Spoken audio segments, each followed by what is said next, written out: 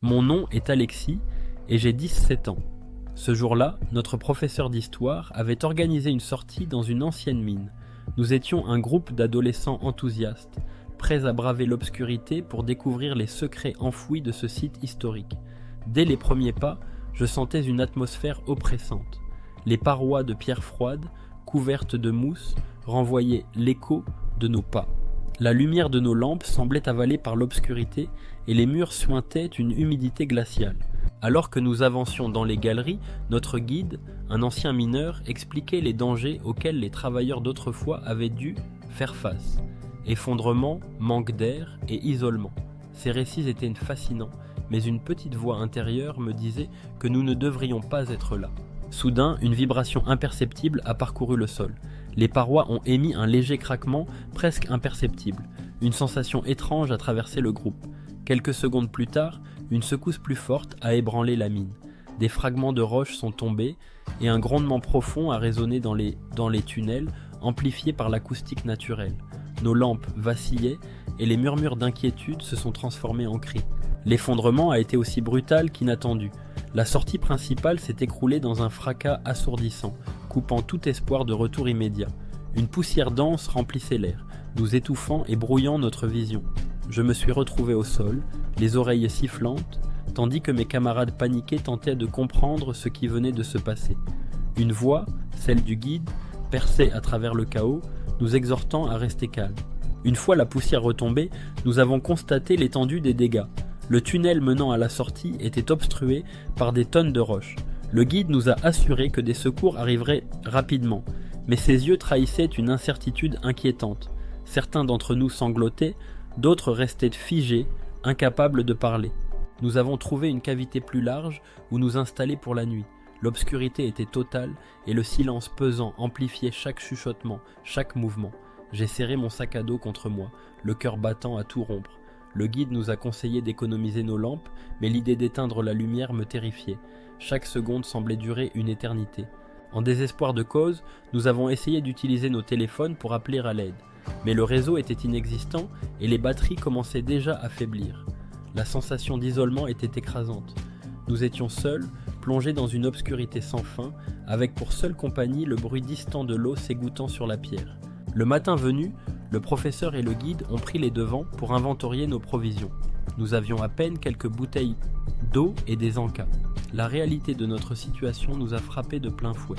Ces ressources ne suffiraient pas si nous devions rester ici plusieurs jours. Un bruit sourd a interrompu notre réflexion. Une partie d'un tunnel s'est effondrée, rendant une potentielle issue inaccessible. L'idée que la mine puisse continuer à s'effondrer nous a paralysés de peur. L'air semblait plus lourd, chargé de poussière et de tension. Les esprits ont commencé à s'échauffer. Deux camarades, Paul et Nathan, se sont disputés sur la meilleure manière d'économiser les provisions. Le professeur a dû intervenir, mais l'animosité était palpable. La faim et la peur étaient en train de nous changer. En explorant un tunnel proche, nous avons trouvé un vieil équipement laissé par d'anciens mineurs. Des lampes à huile, une pioche rouillée et des gants usés. Bien que dégradés, ces objets nous ont donné un maigre espoir. Peut-être pourrions-nous les utiliser pour creuser ou éclairer notre chemin. Antoine, un camarade souvent maladroit, a glissé sur une pierre humide et s'est tordu la cheville. Sa douleur était évidente et il peinait à marcher. Cela a ralenti nos explorations et certains ont commencé à murmurer qu'il devenait un fardeau.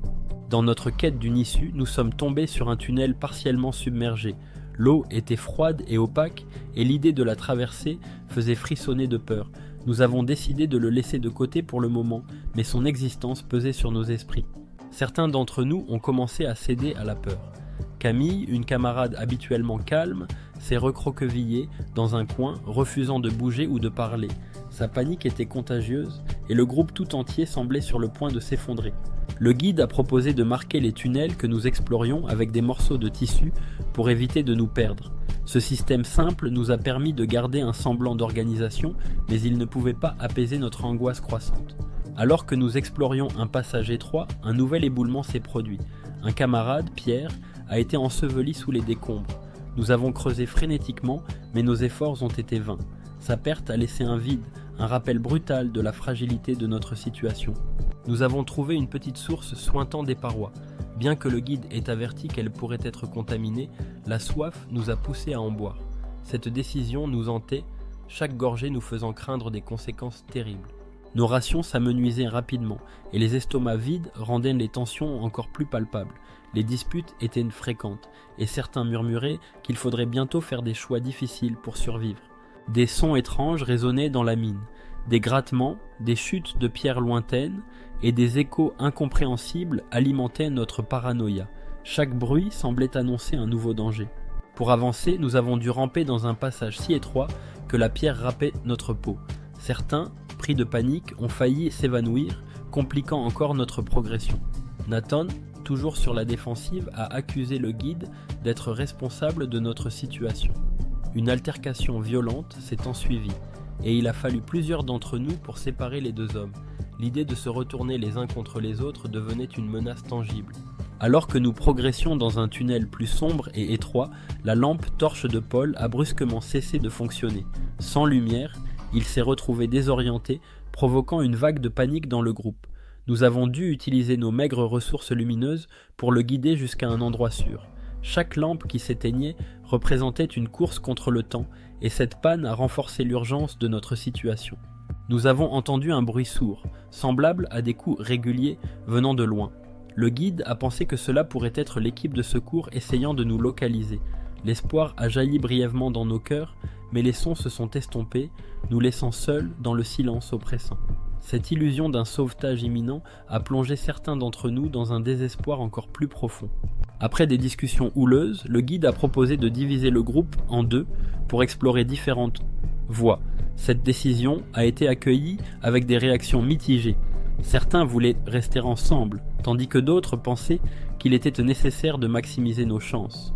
Se séparer signifiait augmenter le risque de se perdre à jamais dans ce labyrinthe. Finalement, la décision a été prise, et je suis resté avec le groupe principal. En explorant un tunnel glissant, Nathan est tombé dans un puits étroit.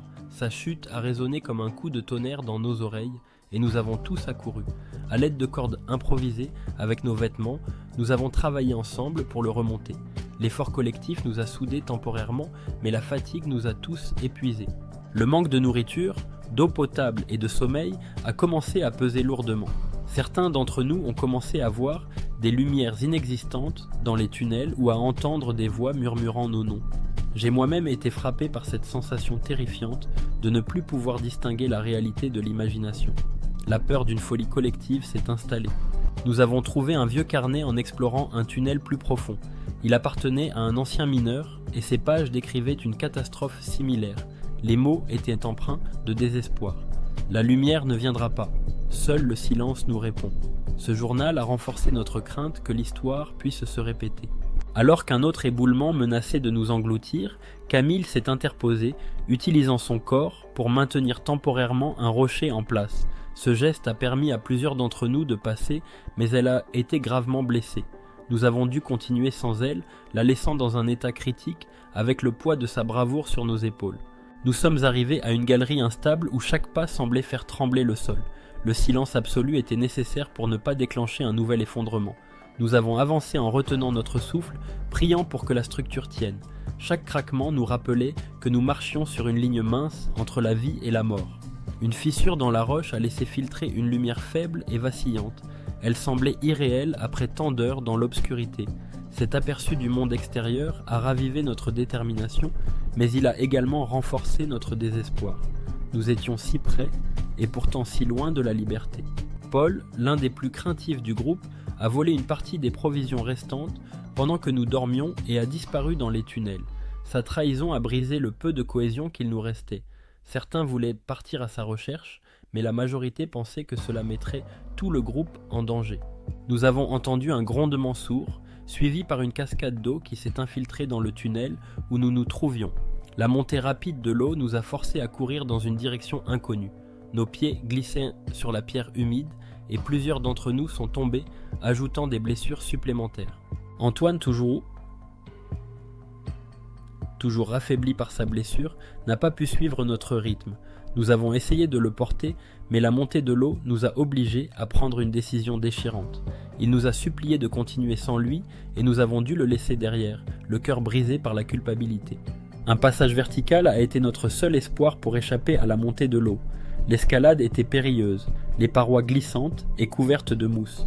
J'ai failli perdre mon équilibre à plusieurs reprises, mais l'instinct de survie me poussait en avant. Les cris d'encouragement silencieux de ceux derrière moi résonnaient dans ma tête. Le guide a gravé un message dans la roche avec une pioche rouillée, indiquant notre direction et notre situation. Cet acte semblait futile, mais il portait l'espoir qu'une équipe de secours puisse le trouver. Ce simple geste nous a redonné un semblant d'espoir. Alors que nous traversions un tunnel étroit, la galerie a commencé à s'effondrer derrière nous. Les vibrations étaient assourdissantes et la poussière remplissait l'air, obstruant nos poumons. Nous avons couru pour notre vie, chaque seconde comptant pour échapper à la mort imminente. Une grille métallique rouillée bloquait notre chemin. Avec des forces quasi inexistantes, nous avons travaillé ensemble pour la tordre et créer une ouverture. L'effort collectif nous a presque épuisés, mais le sentiment de triomphe nous a poussés à continuer. Nous avons atteint une galerie où l'air semblait plus frais. Chaque pas était une épreuve, mais le professeur nous exhortait à avancer. Nos corps étaient brisés, mais l'instinct de survie était plus fort que jamais. Des lumières sont apparues au loin.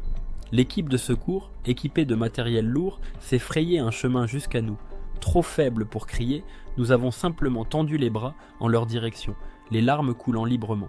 À l'air libre, nous avons été transportés à l'hôpital. Certains d'entre nous étaient traumatisés, incapables de parler ou de bouger normalement. Les images des éboulements, des visages terrifiés et des sacrifices nous hanteront probablement toute notre vie. Des semaines plus tard, je réfléchis à cette expérience. La peur, la solidarité et les sacrifices ont façonné non seulement notre survie, mais aussi nos âmes. Nous avons découvert une force en nous que nous ne soupçonnions pas, et cette épreuve restera gravée dans nos mémoires à jamais.